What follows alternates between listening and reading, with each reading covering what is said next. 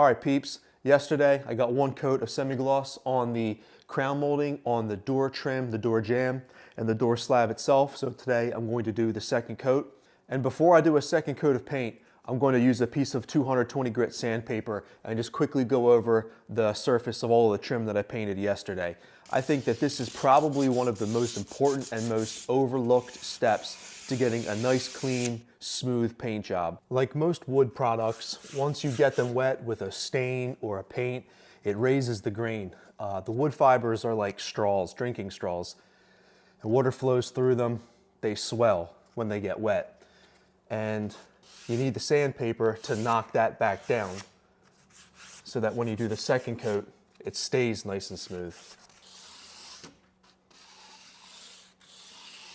And it's not just to knock down the wood grain again. Oftentimes when you're using paint from a bucket, especially if it's a can of paint like mine where I used it from projects months ago, it gets dirt, it gets clumps of stuff in it, and that ends up on your paint job.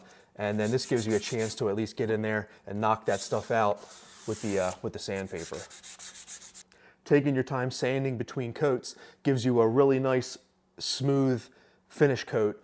And in areas like this up top here, where it tends to collect dust, this makes it really nice and easy to dust. You can get in here with a rag and it picks up the dust nice and easy.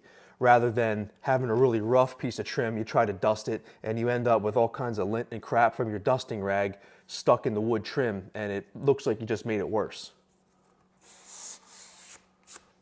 So sand between coats is what I'm trying to tell you. These new door slabs can be especially bad with this, especially up on the top where we seal the tops and bottoms of this slab. This feels like 80 grit sandpaper in and of itself right here, so you definitely want to knock this kind of stuff down.